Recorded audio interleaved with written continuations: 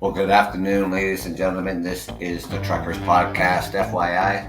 I'm your host, Doug from Ontario, Canada. It is 3:02 p.m. here on Thursday, the 15th of December, and we'll talk about protecting yourself. Thank you for joining me.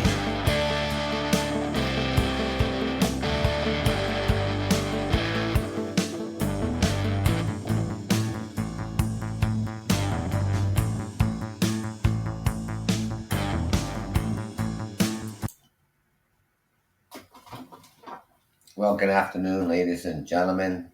This is a really rare time for me even to be out here, but I'm glad I'm out here. How is your week going so far? How is your day today? Well, let me tell you about my day. Overnight, here across southern Ontario, Canada,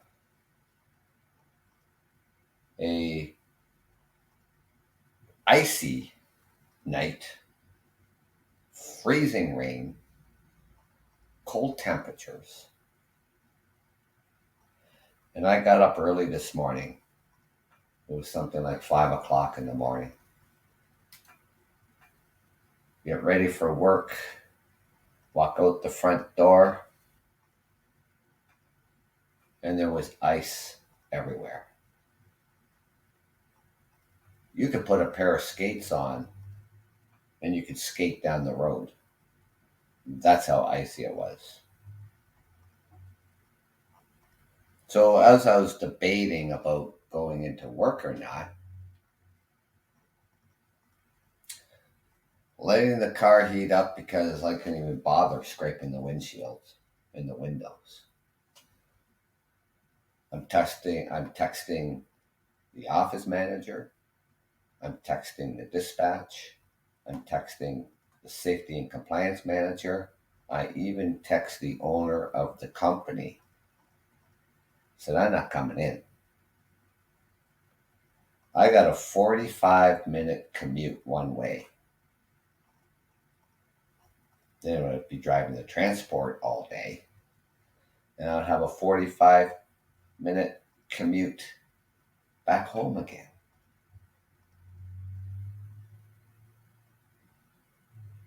It was unbelievable this morning. And it lasted, well, from whenever time it started in the wee hours of the morning or the middle of the night, all the way to at least 11 a.m. this morning. And we had this freezing rain warning in effect and a weather advisory all across Ontario.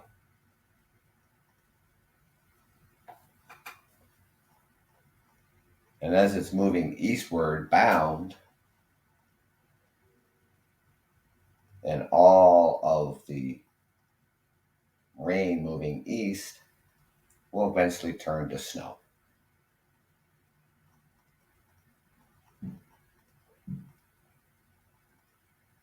And accidents all over the place.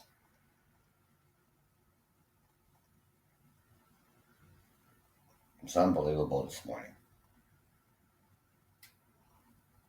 So that was my day. That's what's happened. So, I'm home today, and oh yeah, I remember when I did my last show, I said that I'd be off this Friday, meaning tomorrow, which I will be.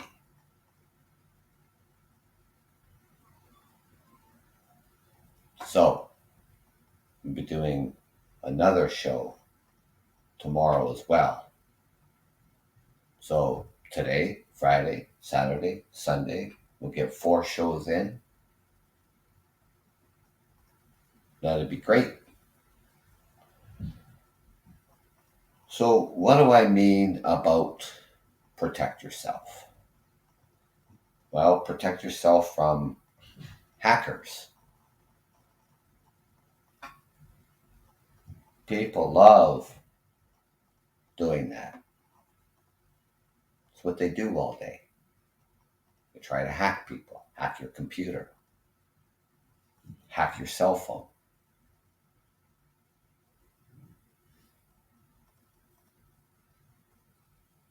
They try to hack personal and private information about you or anybody.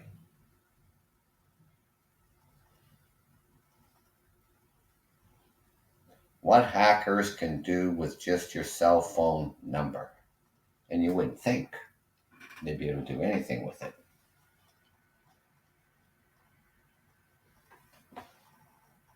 I always thought that's not even possible, you know. And a person could possibly find my name and address using my phone number. Who would have thunk that?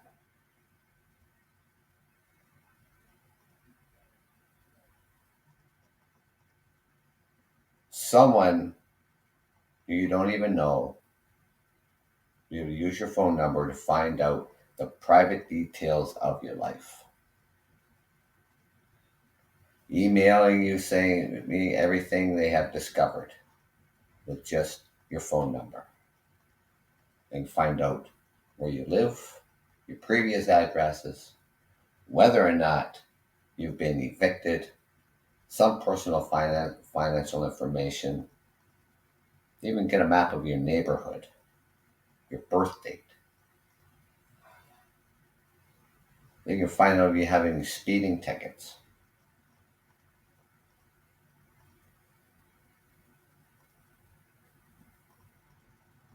Unbelievable. You know,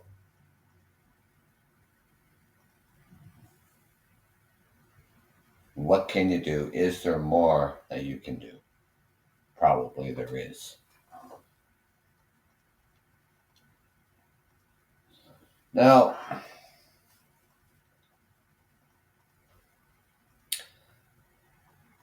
finding important details about someone's life with just a phone number is alarmingly easy to do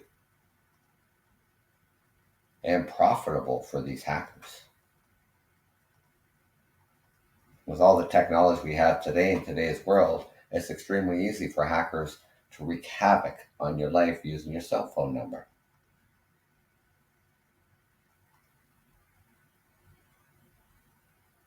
To protect your sensitive information, you should always think twice before sharing your phone number, especially in a public setting. And here are some ways criminals can target you and what to do if a scammer has your phone number. Mine your private data. Now, the easiest way to use your phone number maliciously is by simply typing it into people search sites like Whoeasy, White Pages, and Fast People Search. These sites can reveal personal information about you in less than a few seconds. In the people search sites, purchase personal information and then sell it to people who want your data. And like hackers with your phone number, the information found throughout these sites include your address, bankruptcies, criminal records, and family members' names and addresses. And all this can be used to blackmail, stalking, doxing, or identity theft.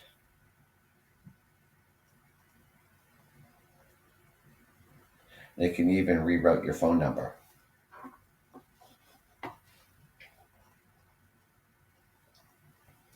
Another tactic is to contact your mobile carrier provider claiming to be you. So the hacker can make it so your phone number routes to their phone. And from there, the hackers will log into your email account. And of course, they don't have your password, right? So how do you think they're going to do this?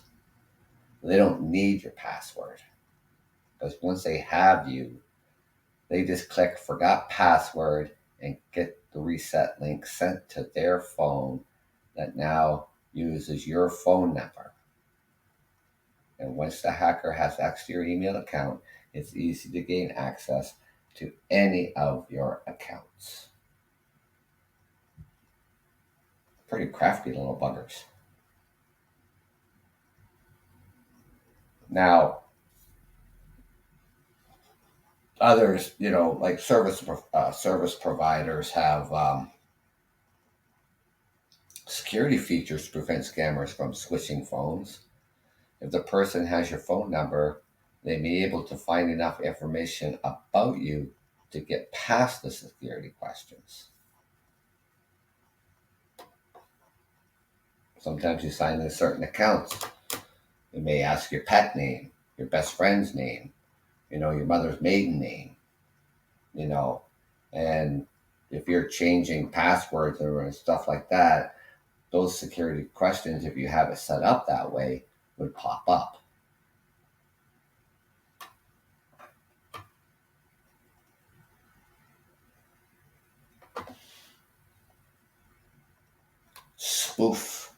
Spoofing your number.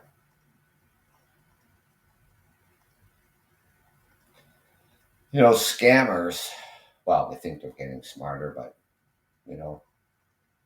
but they try. They don't give up, right? Now they're using a technique called spoofing to make it easier to scam you. And spoofing is when someone makes your phone number pop up on a caller ID when it really isn't you. How you doing today? Hope you're having a good day. Thank you for joining me. Yeah, this is a rare day for me to be out here. We had a nasty, freezing rainstorm come through overnight here in southern Ontario, Canada. And before you got on the show, I talked about that a little bit this morning. I got up at 5 o'clock this morning, dressed for work. I walked out my front door. There was just ice everywhere. You could put on a pair of skates and skate down the street. That's how bad it was. And I got a 45-minute commute one way to work. So I was texting the office manager, the owner of the business,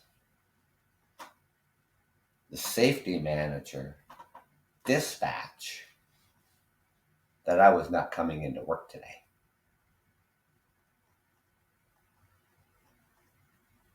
So whatever time this freezing rain started overnight, it ended around 11 o'clock this morning, Eastern Standard Time.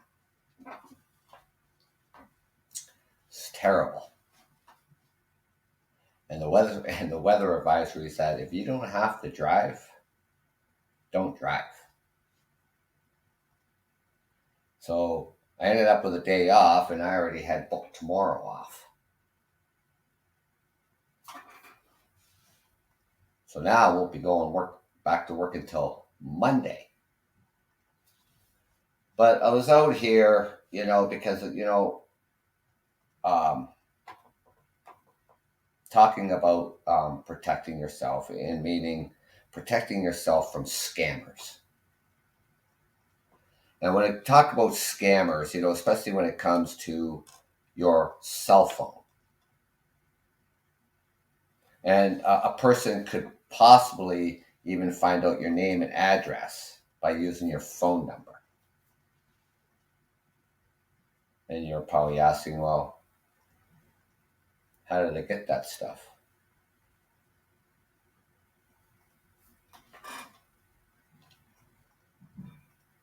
Well,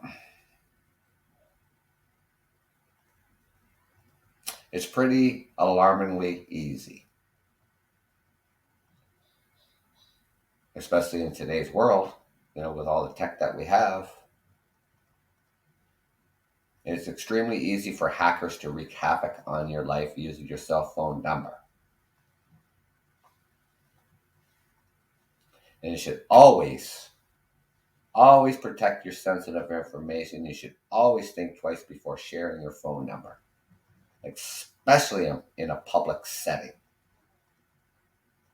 You don't know who's sitting around you.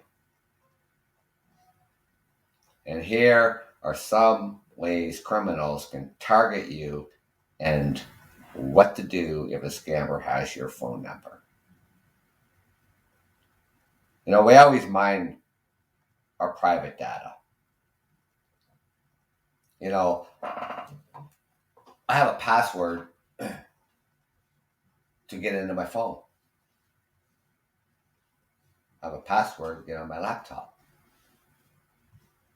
I have a password for a lot of different things. I change my passwords regularly.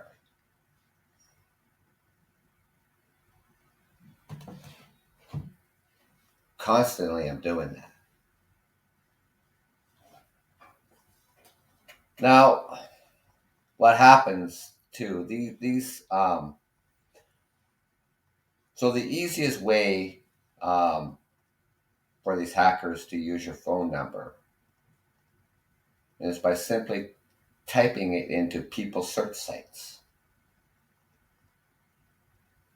And these sites can reveal personal information about you in less than a few seconds. And what these people search sites do, they purchase your personal information and then sell it to people who want your data. And like hackers with your phone number, the information found through these sites includes your address, any bankruptcies, criminal records, and family members' names and address. All of this can be done and used for blackmail, stalking, doxing, or identity theft. And they also can reroute your phone number once they have that phone number. And another tactic is to contact your mobile carrier provider claiming to be you. And then the hacker can make it so your number routes to their phone. And then from there, the hacker will log into your email account. And then you wonder how they do that. They don't have your password, right? But they don't need it. Because don't remember, they just rerouted their number to themselves. And they can just click on forgot password. And then get the reset link sent to their phone. And that's how they use the phone number. Once the hacker has access to your email account, it's easy to gain access to any of your accounts. Now, like I said before you come on the show here, so while many service providers out there have some security features to prevent scammers from switching phones, if a person has your phone number, they may be able to find enough information about you to get past the security questions. Even the security questions like what's your pet's name, what's your high school or grade school friend's name, what's your mother's maiden name, all this security questions. But they may not even need to have that, and they still have enough information about you to get past those questions.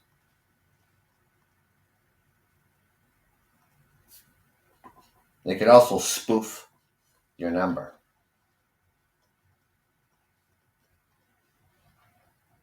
And how they're using this technique called spoofing to make it easier to scam you. Spoofing is when someone makes your phone number pop up on a caller ID when it really isn't you that's making the call. You may have noticed phone calls from numbers with your same area code or identical to those you call often.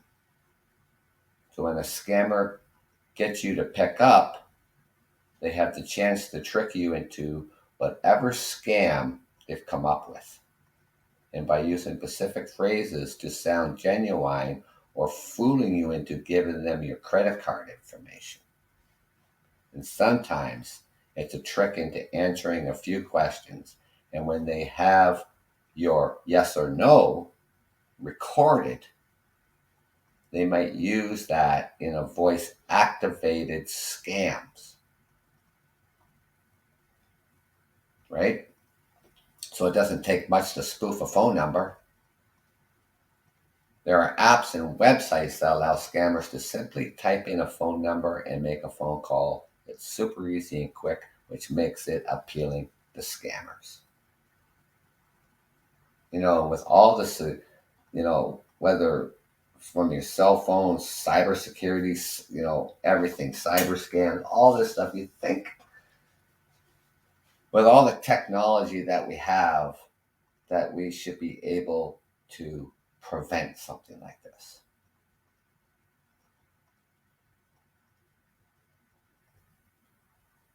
They also try to send you a texting scam.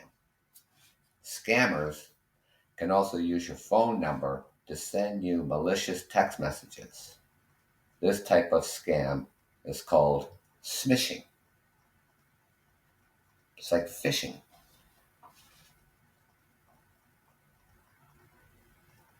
So what they do in these texts, scammer sends links that can affect your phone with malware, or that can steal your personal information, or they can straight up scam you by pretending to be your bank. It could be the Canadian Revenue Agency, or even your doctor. And by posing as someone you trust, the scammers will try to trick you into giving them personal information and credit card numbers.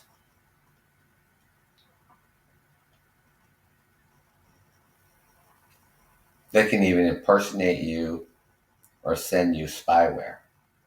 Just as easy for a hacker to redirect a cell phone number from one carrier to another, it is also easy for hackers to send a message to a consumer to gain access to impersonate the individual. And what they do, hackers will send you a seemingly innocent message that implores you to click a link to a fake website. I never do this crap. Right? Spam on my phone, all this like that, and never open it up. And even just in the regular emails, I go through my emails and what's relevant, what's not relevant, whatever, what's not relevant, gone.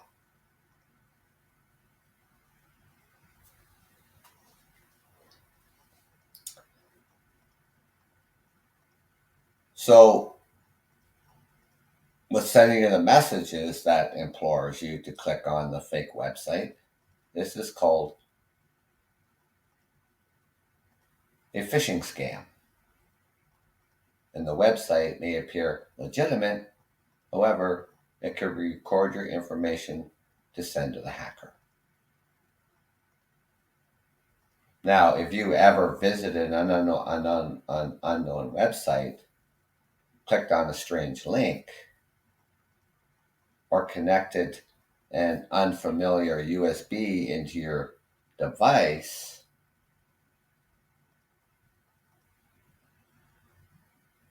open a consumer up to accidentally downloading malware, hackers can affect your phone with software, leverage your data, and even extort you.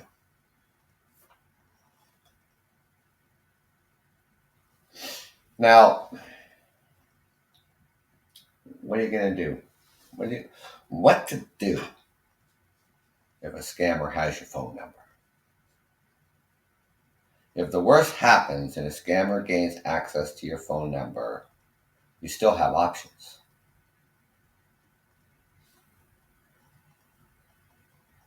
Contact your service provider immediately and explain the situation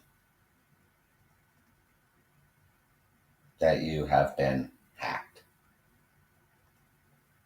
If need be, ask them to put a temporary freeze on your line so the scammers can't use your number. And contact people you know to warn them that your phone may have been compromised. You want to protect yourself from being held responsible for any potential crimes committed using your number. Document all your steps you've taken and everyone you've contacted and keep track of all the dates. And report your phone lost or stolen. Especially if that's what's happened too, right? I mean, not everybody, I wouldn't think anyways. I don't think everybody has a password to get into their cell phone to unlock it. If you don't have that, well, you lose your phone. Anybody can use your phone. But if obviously you've lost your phone, you got to report it lost or stolen, then it's canceled immediately, and then it becomes useless to anybody. And then you're going to have to update your contact information immediately on all relevant accounts, your bank, social media, your kids' school, protect more of your information from being compromised.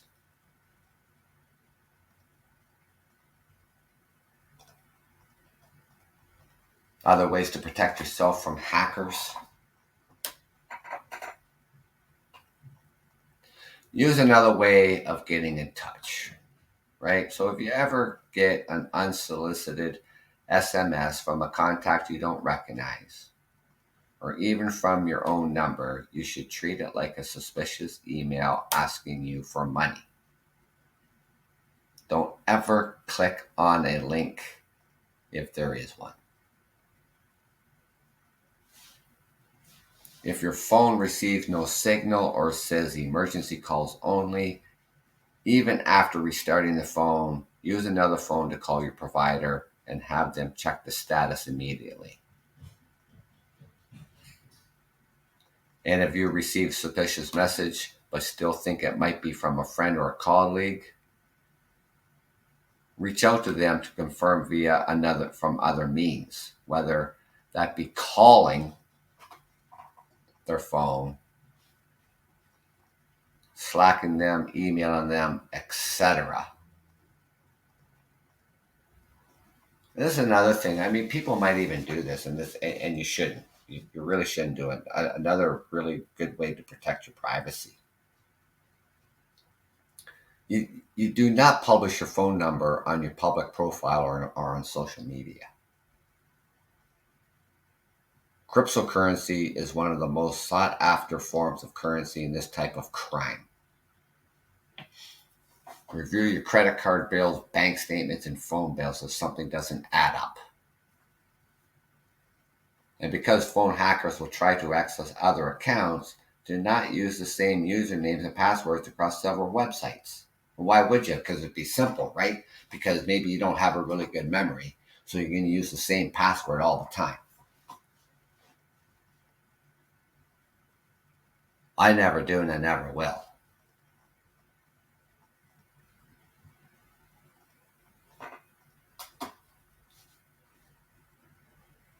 And make your passwords long, complicated, and difficult to guess.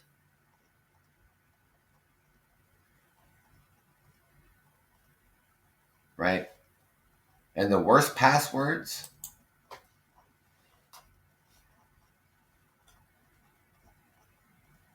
here are the worst passwords.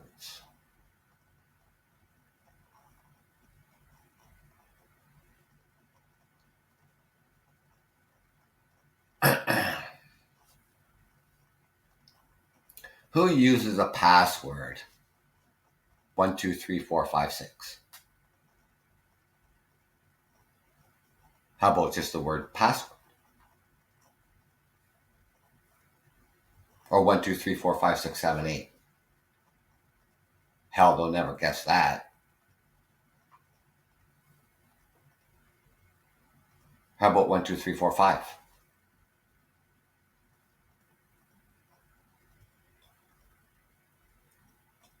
Maybe some people use them. Maybe people like sports and stuff like that. They're going to use football. I love you. Admin, welcome. Login. ABC123.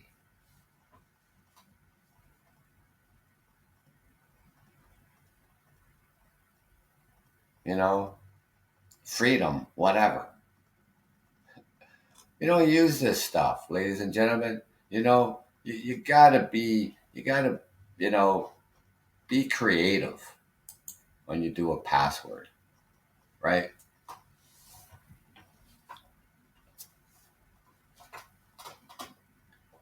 Using caps, lowercase, symbols, numbers, hyphens of any kind.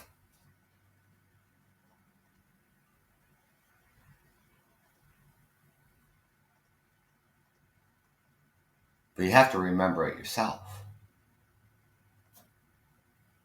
You want to make it for people that won't get the password, but you want to make it so that you remember it. So don't use the same usernames and passwords across several websites. Make your passwords long, complicated, and difficult to guess. And when in doubt, don't click. Phone hijacking can also happen via phishing attacks. Clicking on suspicious links. Malware embedded into links can secretly download on your device. When in doubt, open a browser and type in the address you wish to visit. And if you suspect a text malicious or phishing, delete text immediately. Right? Can't make it easy for people out there. It's bad enough we make it easy for porch pirates. Come along, steal the package off your porch. Something that you've worked so hard for, and you finally got the money together and you wanted this item, only to have it stolen from your porch. They're callous. They don't care. They don't care. You can have your cameras all set up outside your house. They don't care. They're either just walking by or two people in a car.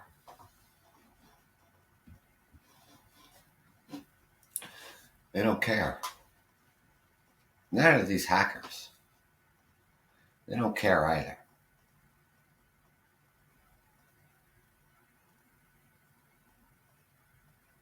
So now a while back, I mentioned to, I don't know if you've been on the show. You've probably been on the show before. Your name looks familiar. I had put up some short videos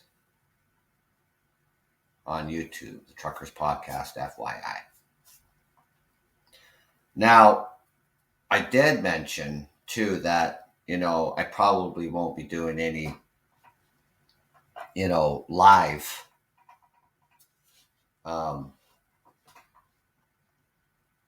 shows of the Truckers Podcast. And then the other day I got thinking, why not? But my question to you, my listeners, my followers out there, if I did a live YouTube of the Truckers Podcast, would you join me on that show? Yes or no? Because otherwise, sitting behind the microphone, I don't see you, you don't see me. But the videos that I put up, you can see me. And I'll be posting more up there as time goes on. Um, wasn't expecting to be off today neither. I didn't. When I woke up this morning to see how bad it really was out there, I wasn't making that 45-minute commute into work. That wasn't happening. And I have tomorrow off anyways. So gives me time to work on some things. Doing the podcast is great. I've been doing it now. I think coming up on January the 1st. I think it'll be 3 years that I've been doing the Truckers Podcast.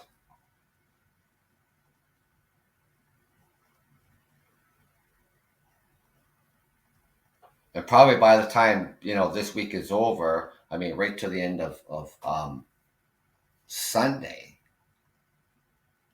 I believe, by Sunday, I think it'll be close to 400 shows that I've done.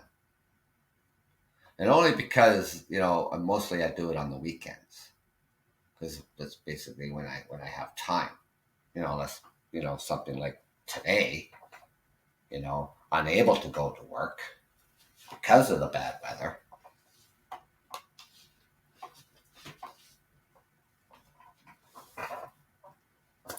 So just curiosity, for my listeners and people who come on my show like yourself. If I were to do a live stream on YouTube, would you join me?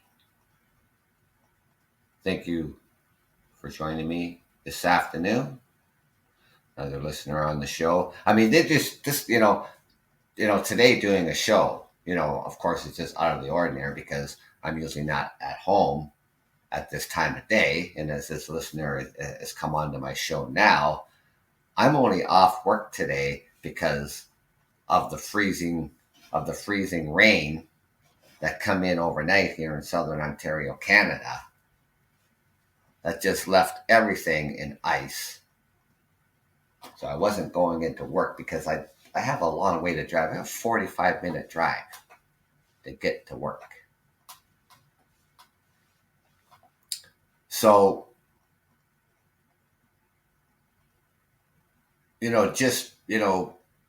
posting the show up on Podbean that, I'm gonna start a show, that was like, 38, almost 39 minutes ago.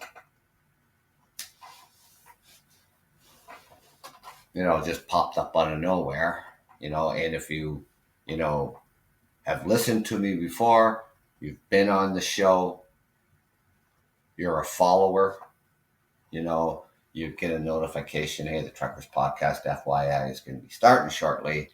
Sometimes that happens, even throughout the week, even if I did go to work, sometimes I, depending how I'm feeling too, because I work long hours. And I'll just come out and do a show. Little to no warning, to let you know that, hey, the show's going to start soon or whatever like that. Usually it's up a couple days before the show starts and stuff like that. Like I said, I do just short videos on YouTube Truckers Podcast, FYI. And I'll be doing those for the upcoming episodes on Podbean as well. And like I said earlier too, as more people are coming on here, a couple more people come on here, and I thank you for that. I asked this question: if I were to do the Truckers Podcast, FYI, a live stream on YouTube, would you tune in?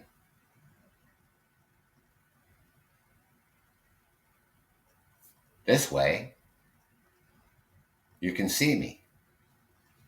But the videos I posted up on YouTube for the Truckers Podcast, FYI, you can see me. And I'll be doing more of those. And, today was it's been raining all day. And I'm hoping it's not raining tomorrow because I kind of have an idea, I got a tripod.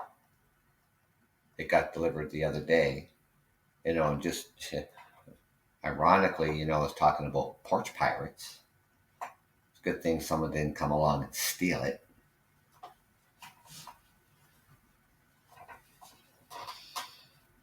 To go out into my community, to go out into my city and shoot some footage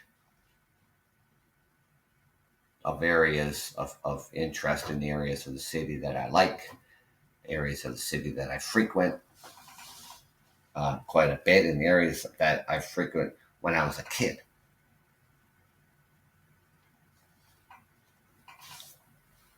And, make a, like a, short film, maybe 10 minutes long, and put that up on YouTube as well.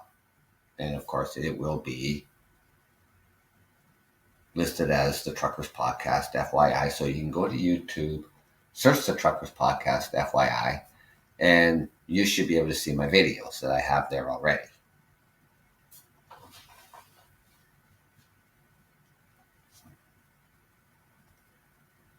So I haven't gotten that far, to whether or not, I would do a live show on YouTube.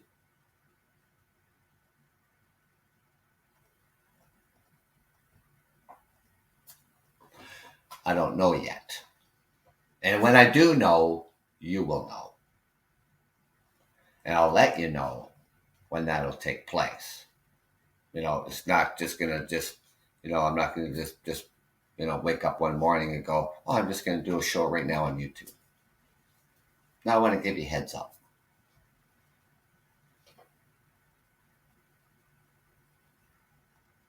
Because this was an unplanned day.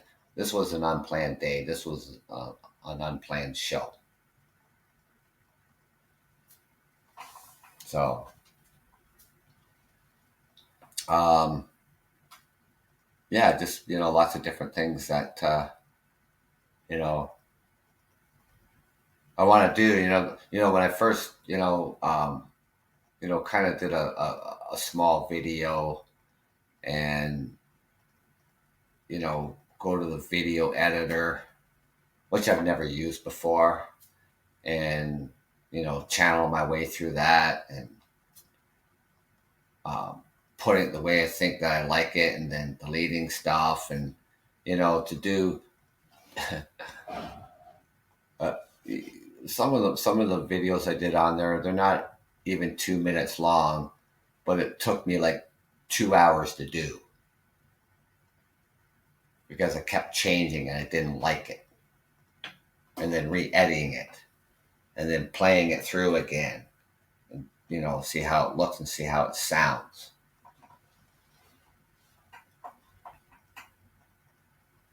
But it was a learning experience, and then just by just doing a couple more and stuff like that, it just got easier, and then I stopped being so picky and choosy of what I want to put in there, and just put it in and just be done with it.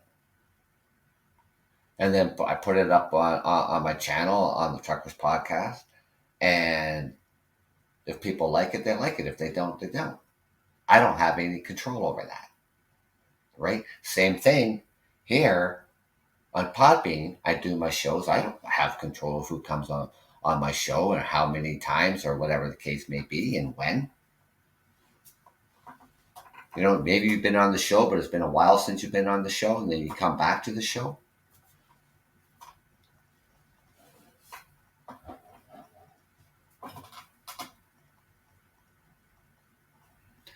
Even to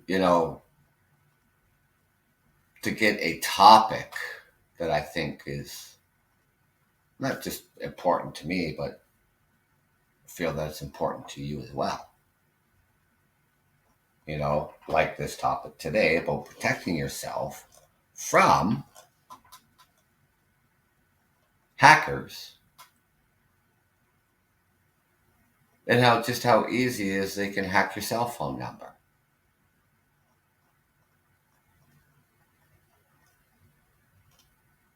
There's all kinds of scams out there, ladies and gentlemen, all kinds of scams.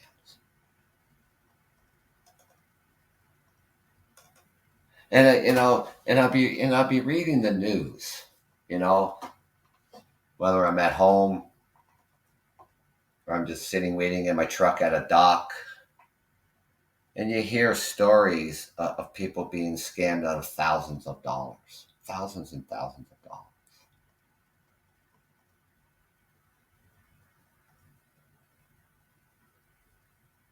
And not just young people, but the elderly. They seem to be targeted more because it'd be too easy.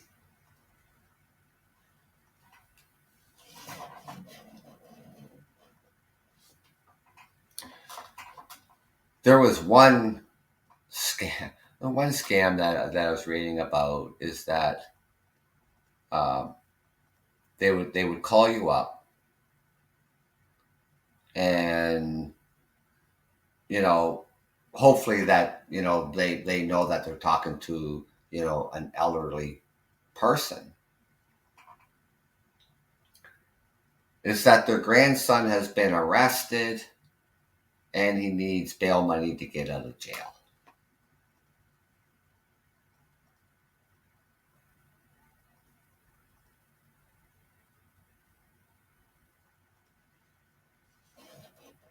Right?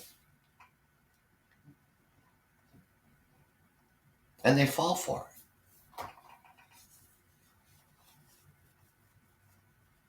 And they fall for it, and then they have to,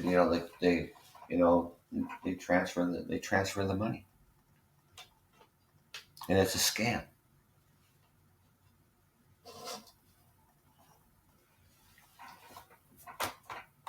It's ridiculous, and especially this time of year. I mean, even throughout the course of the pandemic and things like that, it's been tough for a lot of people. For a lot of people.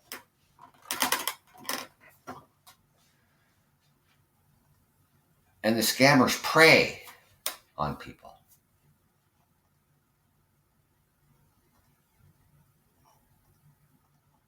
It's ridiculous. What people try, what people get away with. Not just trying to get away with it, they get away with it.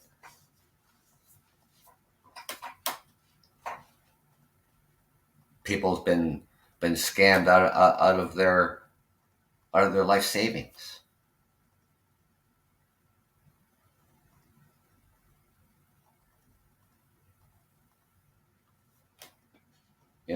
So be mindful. Opening up messages that you are not sure of. I wouldn't do it. Right? Even in emails and stuff like that, you're looking at your emails. You know what you're familiar with. You open up a link, and that could open up a whole lot of hurting for you. That's why I get spam all the time. It just goes to spam. If it doesn't recognize a certain email or whatever the case may be, it just goes to spam, right? I just clear it out. I don't even open it. If it went to spam, went there for a reason, right? I'll get a phone call, and so the number would come up. It's not a recognized phone number, and then it'll say potential fraud. I don't answer that phone call.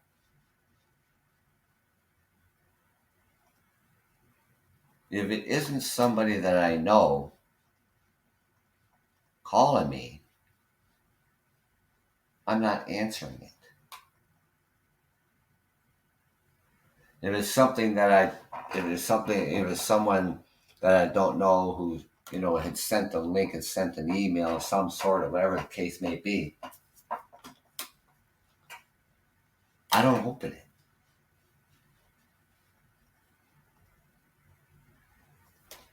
I don't share anything, when it comes to, like I was talking here about, cell phone numbers.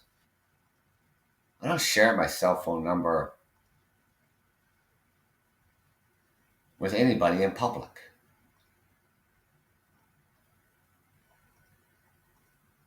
Never have, never will.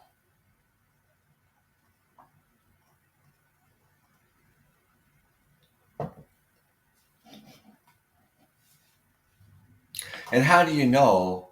Like, it doesn't. It's not. So you meet somebody in a bar. Girl meets a guy meets a girl. You don't know if they're a scammer. Give them your phone number.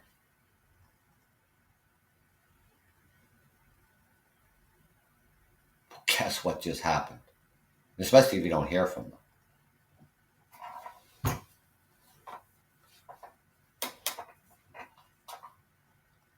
Got to be vigilant in today's world, ladies and gentlemen. You really do. You got to protect everything that you have.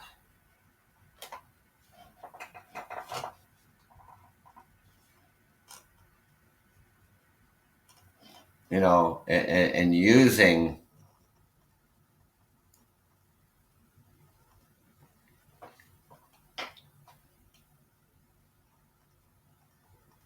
using passwords and usernames, like I mentioned, right? Be creative when you're making passwords and usernames. Be creative. Change them frequently.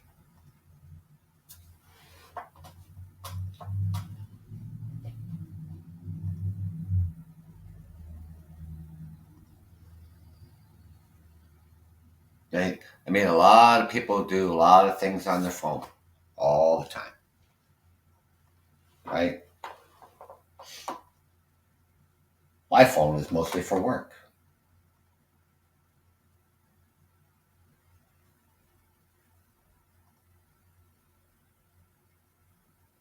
If I didn't need a cell phone, I wouldn't have one. Because I'm old school. I grew up in the time when there was no such thing as cell phones. There was no such thing as the internet.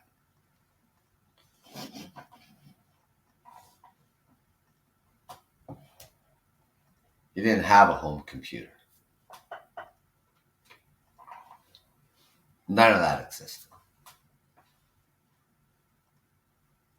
You had a home phone. You had to dial the number.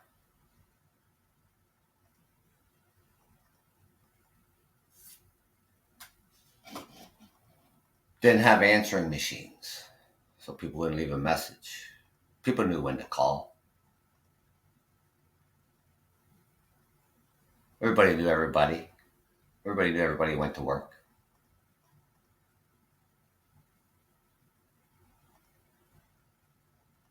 Everybody knew everybody when their dinner time was, so they weren't going to call you at dinner time. They'll call you after dinner. After dinner before the news at 6 o'clock.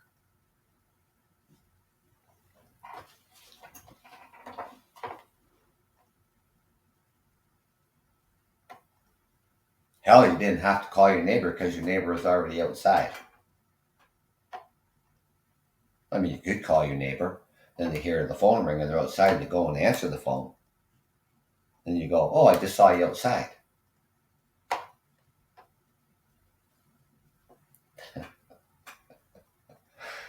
Oh, man. I'll tell you.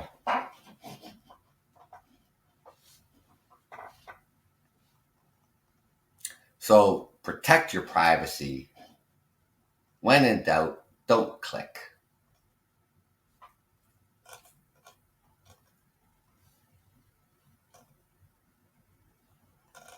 Right? So be careful, ladies and gentlemen. Be careful with your data. Be careful with your personal information. It's just going to cause you a whole lot of problems.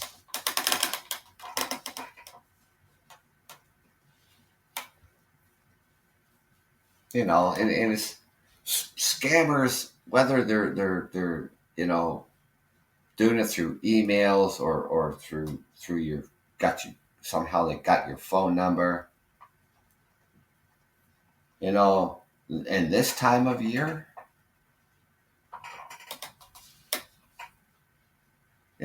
Christmas is just over a week away.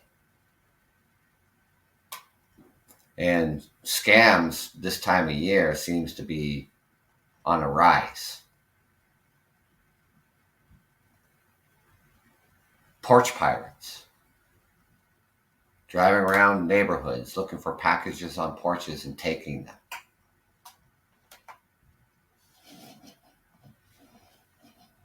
Come up with creative ways of protecting your property. Especially when you're having parcels delivered this time of year. See if your neighbor's going to be home, right? Ask your neighbor if you can have it delivered to their house, and they'll take the package for you. Hopefully, you're good with your neighbors, your friends. Pick it up yourself. When you go on Amazon, you order it. You can you can choose how you want it. You're going to pick it up yourself. There's designated areas where you can go get it. You're going to have a post office box number. You can get a security box for your porch. Those security boxes are made that you can fasten them to your porch so they can't take the security box too. So when you order your package and you have a security box fastened to your porch, and you put in the information, it's going to be delivered. It's going to be delivered to my address, and it's going to go on the security box. And you put in the code to open it, and it puts in, it closes, locked. No one can take your stuff. Now, I've had packages delivered before, and what really pisses me off is that you're home, your car's in the driveway. You may be upstairs, maybe downstairs, you're somewhere in the house, and the package is coming. So the package gets delivered. And if you are close to your phone, you'll get a notification that your package has just been delivered. But they can't ring the freaking doorbell? How hard is that? Somebody is obviously home because there is a car in the driveway. And the Amazon delivery driver can't even take the 1 second it takes to push that doorbell.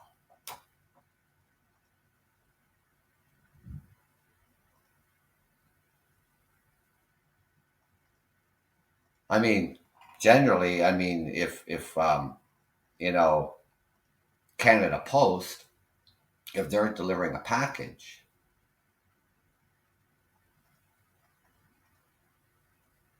if no one answers the doorbell, they take the package back and they leave you a slip to contact to where the package is going to be, to the closest post office where you can pick it up.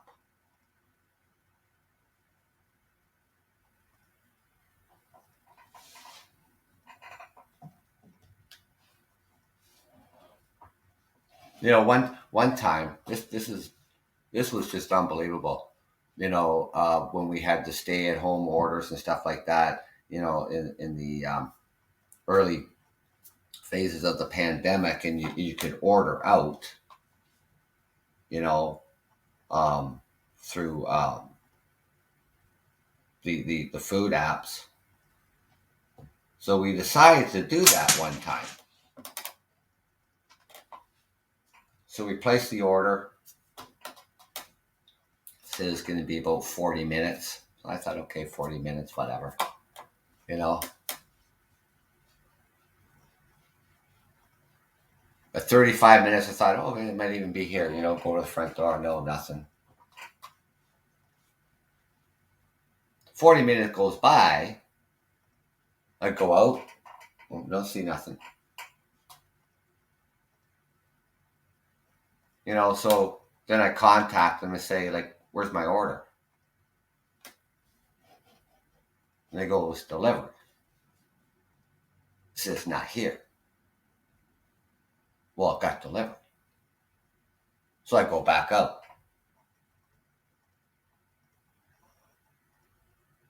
And they put it on a chair that there's a part of a wall on the porch, and the chair sits behind that, back against the house, and they placed it there. Did they ring the doorbell? No, they didn't.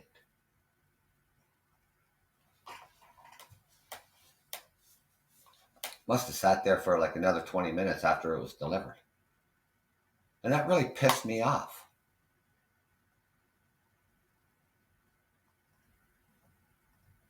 You know, I mean, that's perfect for porch pirates, right? See stuff on the porch. They don't care what it is, what package it is. Food on the porch. Shit, man, there's a free meal for somebody. I don't get it. You know, even these food delivery service apps and Amazon and places like that, they don't even bother ringing the doorbell when there's a car in the frickin' driveway. I wanted my money back. I wanted my money back, and I wanted a refund. I said, now my goddamn food is cold because your driver didn't have the brains enough. When you're delivering food, you walk up on the porch and you knock on the door or you ring the doorbell.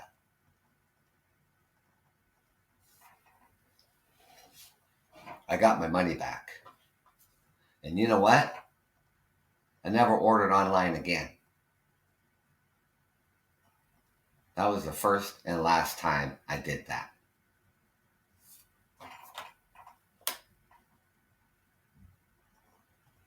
It's convenient, right?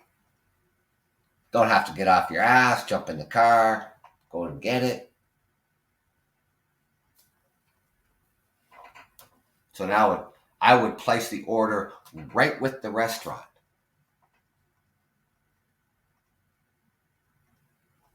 Ones that I frequent. And they know me.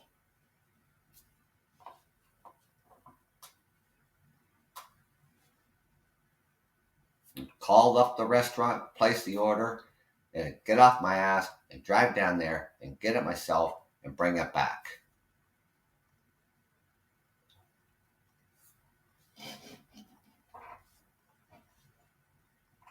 Because you couldn't dine inside at the time. You could pick it up, but you couldn't dine inside, which is fine. But I never used a delivery service app again, ever. And I never will again. For food, that is.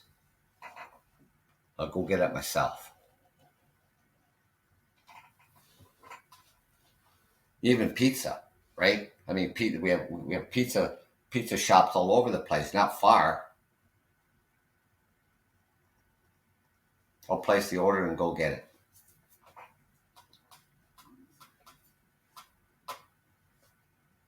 You know, and I rarely ever order things online, even like through Amazon. I rarely do that.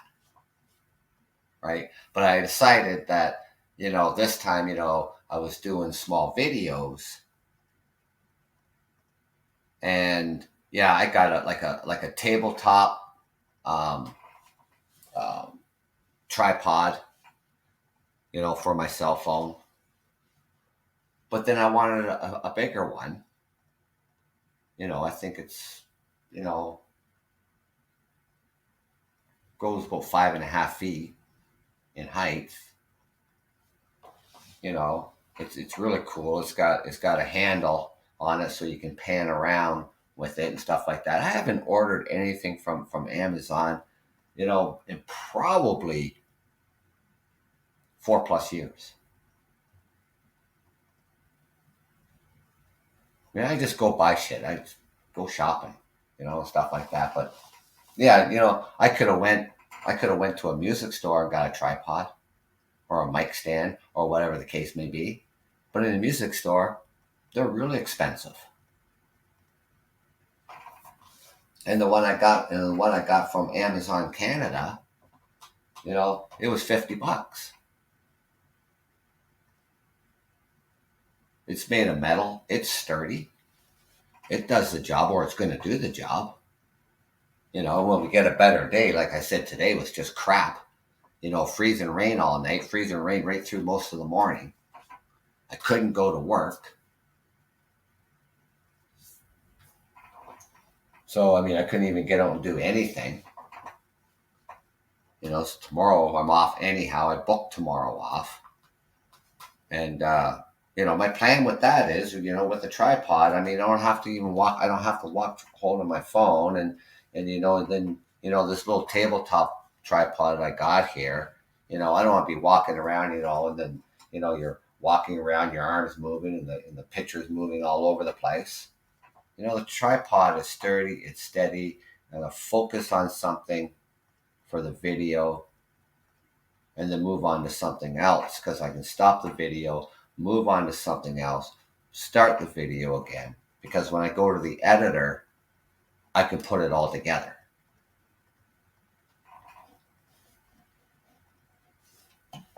That's why I got the tripod. There's lots of interesting things in the cities where we live.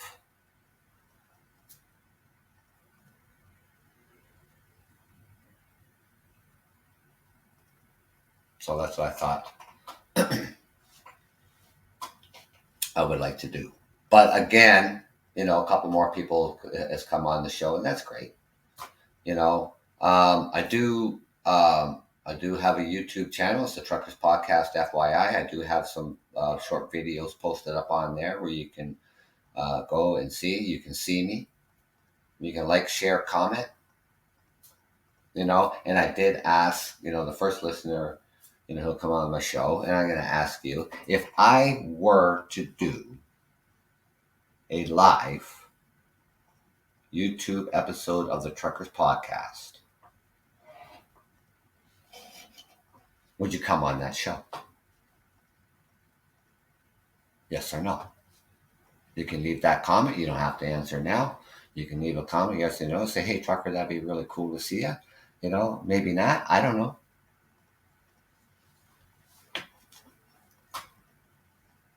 But I will let you know, you know, if and when that'll take place. If I do to it, of course, when I'm doing the Truckers podcast here on Podbean, of course, we're going to let you know, say, hey, you know what, Trucker's going to have a live episode on YouTube coming up such and such day, time. I'll let you know. So until my next show, like I have tomorrow off too, so I can do a show tomorrow. I'm thinking in the morning, because I do have some, after that, I do have some running around to do. I did take the day off, and I do have, some things I have to get done. And that'll be a morning show, 9 o'clock Eastern Standard Time, 9 a.m. Eastern Standard Time.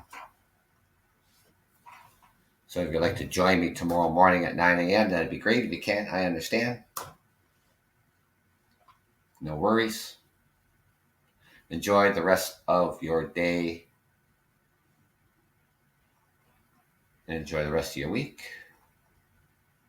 And of course, going into the weekend, finally. And then, we're just over just over a week before Christmas. So, getting in some shows like now, today, tomorrow, Saturday, Sunday. Then, of course, go back to work on Monday. And then Saturday being Christmas Eve day, I would do a show in the morning, but not Christmas Eve and not Christmas Day. Right? Because that is the time for your family, for your friends. It's Christmas. I won't be doing a show Christmas Day. The day after, sure.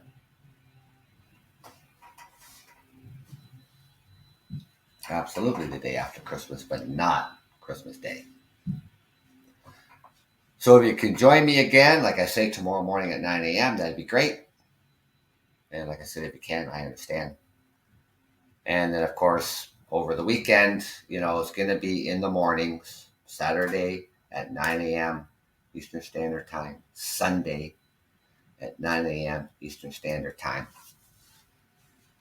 And of course, like I said, I will let you know if I will be doing a live Truckers podcast on YouTube. I will give you the heads up. So until we meet again, enjoy the rest of your day. Enjoy your weekend. Take care and be safe.